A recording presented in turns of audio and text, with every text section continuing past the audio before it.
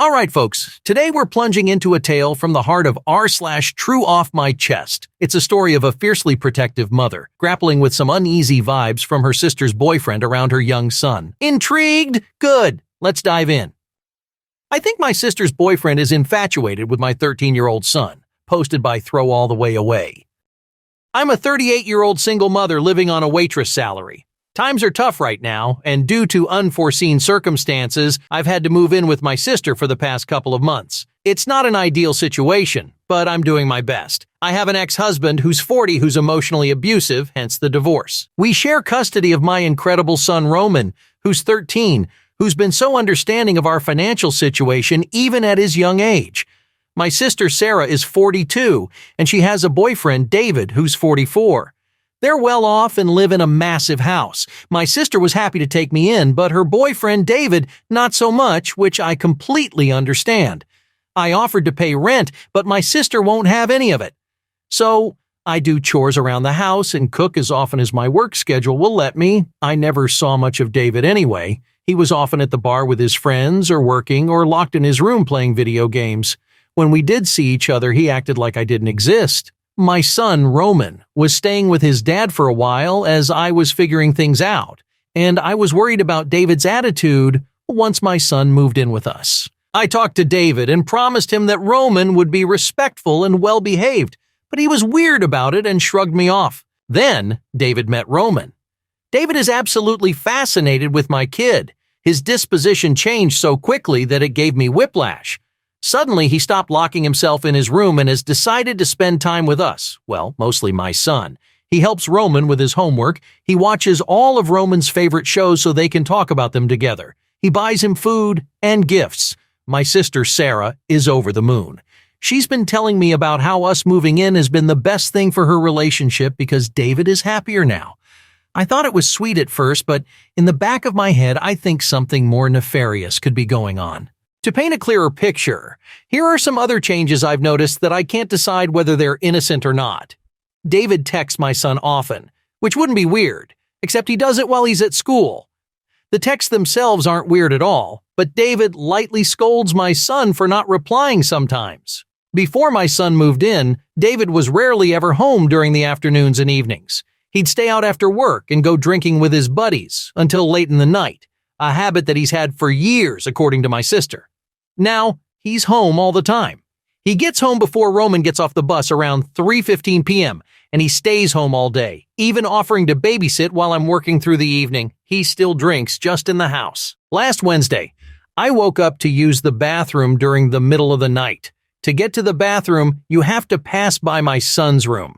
I was surprised to see the door was closed all the way since Roman always likes it open because his room gets hot at night. Also, he's been staying up late texting his friends lately, which has caused him to sleep through his alarm and miss the bus some days. So that night, I opened the door to let the air in and make sure he was asleep, and there was David standing by Roman's bed. David said that he was looking for a cell phone, but I saw him jump with anxiety when I opened the door. He left quickly, muttering something about how it might have been in the kitchen. Why would his phone be in my son's room, and why was the door closed? David offers to drive my son everywhere he needs to go, but only my son, school, practice, his friends' houses.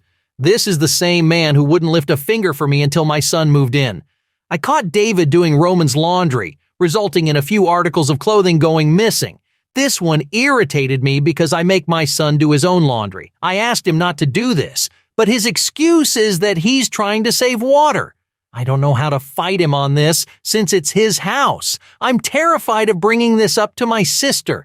Am I reading into things too much? Am I silly for worrying that he might have ulterior motives? If I tell my sister and she gets angry and there's nothing going on, she'll kick us out and we'll be homeless. Okay, so at first glance this seems a bit odd, especially him being in OP's son's room, but it could all just be a huge coincidence. I don't know, maybe I give people the benefit of the doubt too much. Anyway, OP posted some huge updates, so here we go with update 1. Hi all. First, I want to thank you all for your responses and suggestions. I am so overwhelmed by the replies that I was unable to read them all, but I'm both relieved and terrified to see that I'm not going crazy and that there is indeed something wrong. I also want to thank those who shared their experiences with being groomed or assaulted, as it opened my eyes to a lot of things. Second, I'd like to clarify a few things. I did not let my child get in David's car after the bedroom incident. I would never do that. After this occurrence, combined with the laundry situation, I began to take note of David's behavior. This was when I started putting the pieces together. I came to Reddit shortly after, and here we are, unfortunately. Third, I'd like to address a couple of questions I've seen. David is not on any offender registry. By saving water, David meant that he combines loads of laundry, meaning that he'll do his laundry and Roman's laundry in the same load. The items of laundry that I've noticed going missing are mostly socks, which is typical, even when Roman was doing his own laundry. But then, Roman told me that he was missing a couple of shirts and a pair of underwear. That alarmed me, since this only happened once David started doing his laundry. Massive red flag. The texts between them are actually innocent.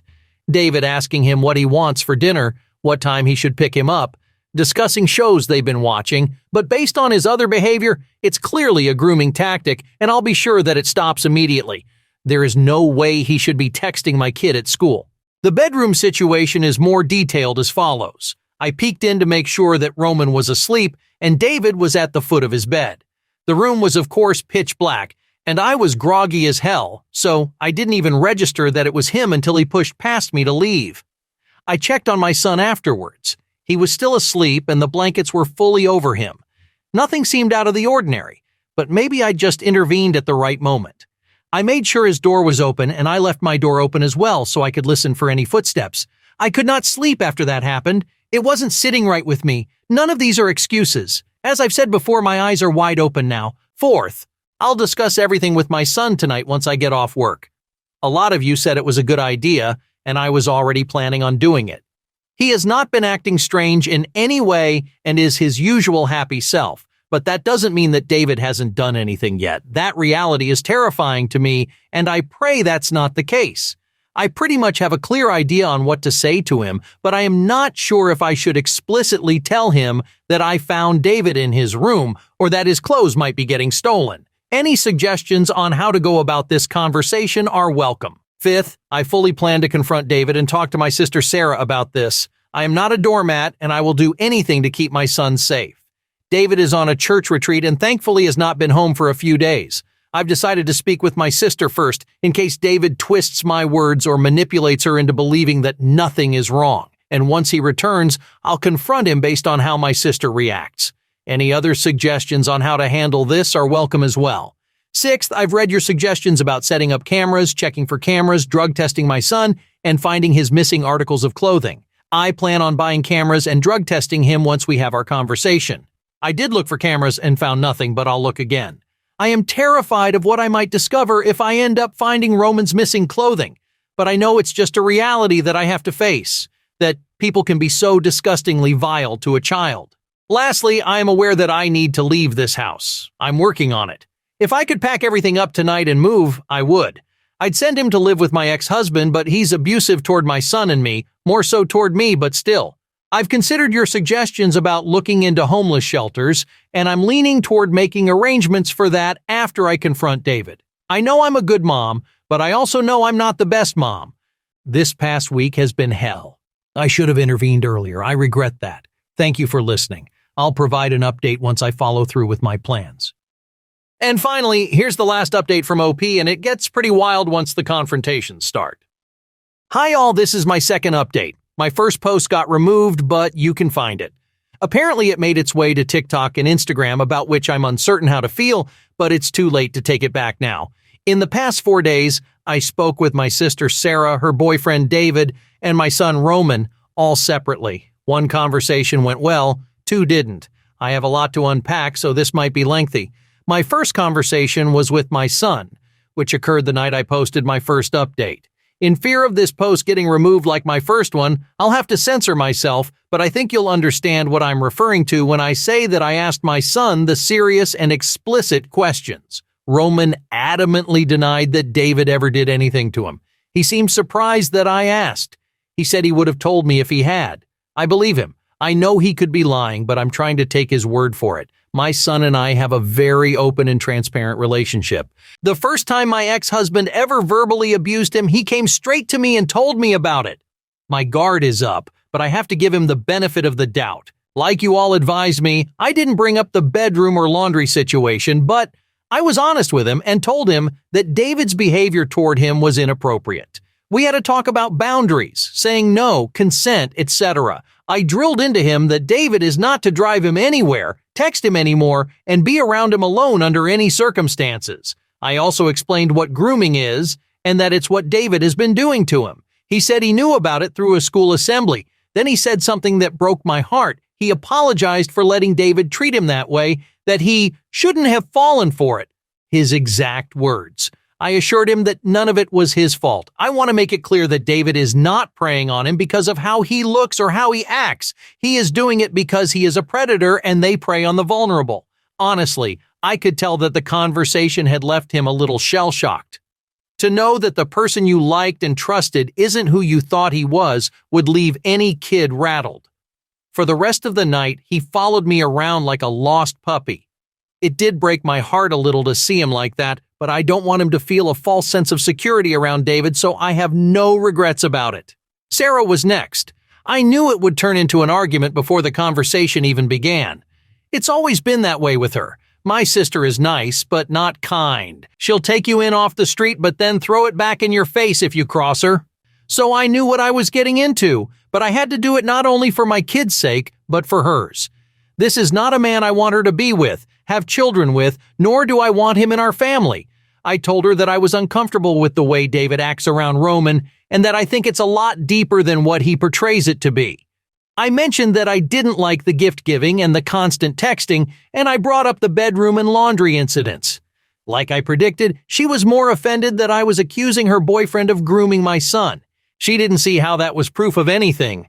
Do you know how many socks and pairs of underwear I've lost while doing laundry? It's probably stuck somewhere in the dryer. The more I expressed my concerns, the more defensive she got.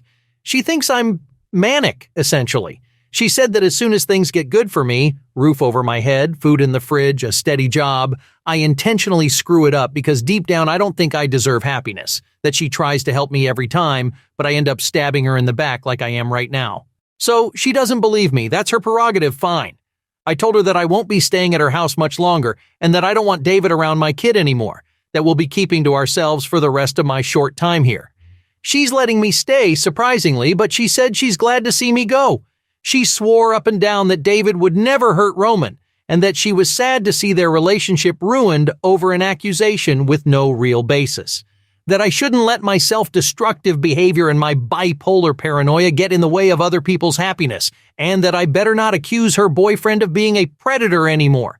Essentially, she kept shifting the blame onto me, so I ended it there. Oh, and she told me that she wants reimbursement for things like clothing and grocery shopping because apparently we are draining her wallet with buying so much food. Yes, an 8th grader going through a growth spurt eats a lot. Shocker. But I apologized and said I'd buy his and my groceries from now on. David came back from his church retreat Friday morning, which is when I confronted him. I was very upset, so I didn't go easy on him. He was thrown off by my hostility, but once he understood what I was implying, his demeanor shifted. Sit down, let's talk about it, he kept saying, except he was the one who was nervous and looked like he was on the brink of a panic attack. I kept my composure. I asked him why he was in my son's room in the middle of the night with the door shut. He gave me the same excuse, that he was looking for his cell phone. I asked him why he couldn't have gone for it in the morning. He said that he set the alarm to 5 a.m. for work and that he didn't want it to go off with my son in the room and wake him up. I asked him why he was standing over my son's bed. He admitted that he was trying to wake him up and asked him if he'd seen his phone. Didn't he just say that he didn't want the alarm to wake him up? I asked him what on earth would compel him to think it is okay to wake up my child in the middle of the night to help him look for a cell phone. He said he wasn't thinking straight and that he was sorry. I asked him about the missing laundry as well. He adamantly denied what I was implying. He said that his and my sister's clothing get lost in the laundry all the time, that he would help me find my son's missing clothing, all while apologizing profusely. I'll admit, I was thrown off by how apologetic he was, and it made me a little soft. I thanked him for letting us stay in his house and I apologized for not setting boundaries earlier. But I told him that from now on, I didn't feel comfortable with him being around my son. No more driving him places, buying him gifts, texting him, helping him with homework, doing his laundry, etc. I essentially told him that he's no longer allowed to be alone with my son or touch his things under any circumstances. He broke down in tears. He was hysterical. The thought of me believing that he is preying on my son made him miserable. He said, "I love him like a father loves a son." When reading my original post, a lot of you believed the same thing at first. So did I, but I just don't like the way David looks at him. Yes, I see the kindness in his eyes toward my son as he helps him with homework or watches a show with him, but there is a nuance of something covetous and sinister that I can't shake off. Anyway, I told him that it's unhealthy for him to be so fixated on a child and that he cannot depend on my kid for happiness. I told him that we'd be leaving very soon. More on that later. I didn't tell him where or when it was happening. He asked if there was anything he could do to rectify the situation. He suggested that the four of us sit down and talk about it. I declined. I reiterated that he is not allowed near my kid anymore and left it at that.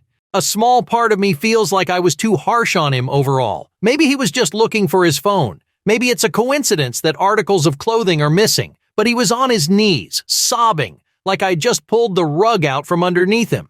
For a child he hasn't known for that long. I don't think he was devastated that I'd accused him of being a predator. He was devastated that I revoked his access to my child. I'm not stupid.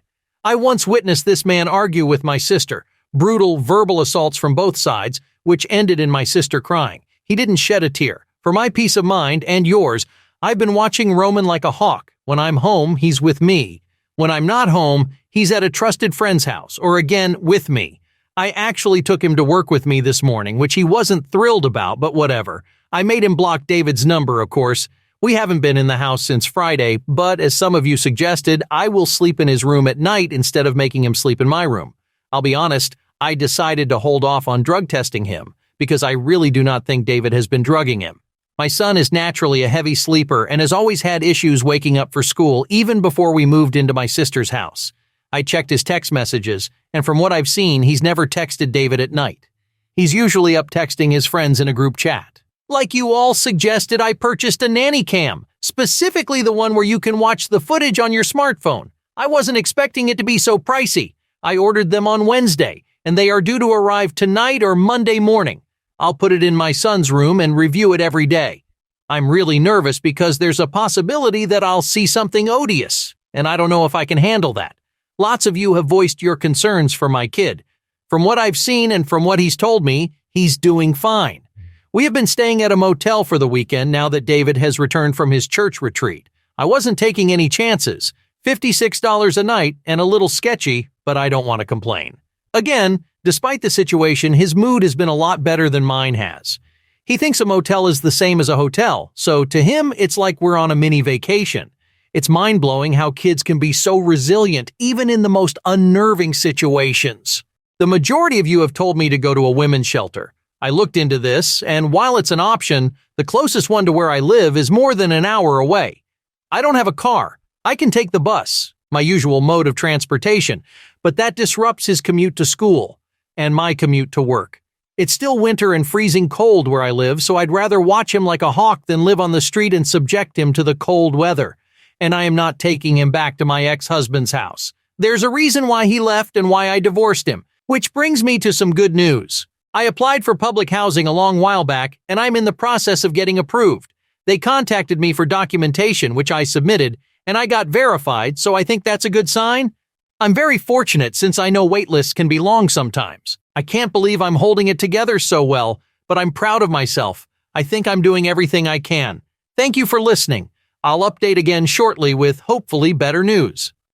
All right, where do we even start with this roller coaster of a story? I mean, first off, props to our storyteller for just casually dropping this whole saga on us like, hey guys, just dealing with my sister's boyfriend possibly being a creep. How's your Tuesday?